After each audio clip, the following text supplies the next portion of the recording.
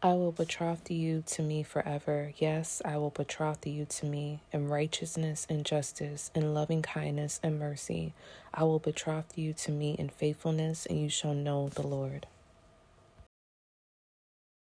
So the Lord gave me some insight during my devotional time. I'm looking down because I have notes, and I asked him if he wanted me to share. So I'm going to share. And I guess if I could title this as a message, it would be called It Is Time. 2 days ago, during my devotional time, I gave the Lord my surrender in regards to his processing. Everybody needs to be processed by God for whatever their ministry is, their purpose is, their destiny is. And it's up to you to actually submit to that process. So as I was reading the word, he started to speak to me, and this is what he said. It is time for us to ask God for his will to be done in all matters. It is no longer time to ask God for comfort. We have lived all of our lives seeking peace and comfort and not revival and change. The process of victory is not always comfortable. Sometimes it requires that you stay in a place of processing so that when you get to your victory, you will be able to maintain it. We see this with Moses and Israel in the wilderness. The whole time Israel cried out for comfort and peace and longed to go back to what kept them captive. I dare to say to you, comfort is what kept you captive. The peace, my friend, in some circumstances has been lying to you. You think it's good. You think it's all good, and that is the problem. You don't see that the problem is you.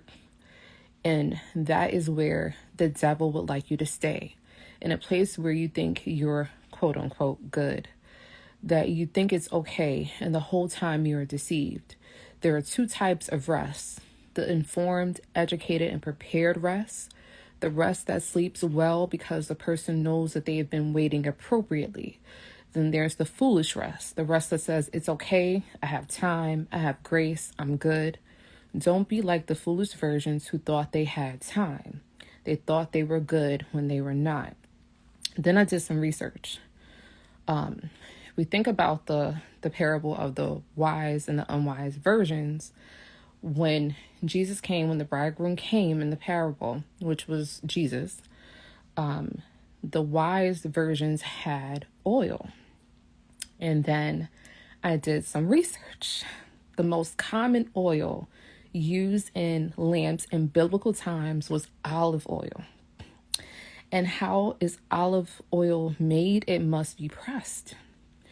You don't have enough oil because you have not been processed enough. And here we see why the wise virgins were stingy about their oil. They understood the process. Now, in order to process olive oil or to get oil out of an olive, they have to be harvested by hand, or they're beat off. The fruit is beat off the trees. Like they either have to beat the fruit off the trees or they have to pull it down. This is just so good. The olives were then washed and crushed to remove the pits. The remaining pulp was placed in woven bags or baskets, and the baskets themselves were pressed. Don't be like the unwise virgins. See, the unwise virgins did not go through the process to get the oil that they needed to keep their lamps going. In fact, they thought they had time. They didn't want to worry about it. They didn't want to go through the process. However, the wise virgins, they went and they harvested the fruit. They either beat it off the tree or they gathered it with their hands.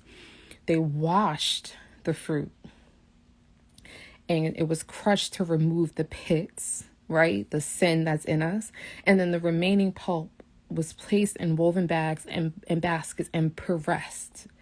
This is the processing of God. You must be processed. You cannot always ask God to comfort you at times. Sometimes it will take a pressing. in order to get the oil out so that you can be prepared when the bridegroom comes. Like that. I don't know if anybody else ever had that revelation, but it touched my heart, and I hope it touches yours. God bless you and keep you. Amen.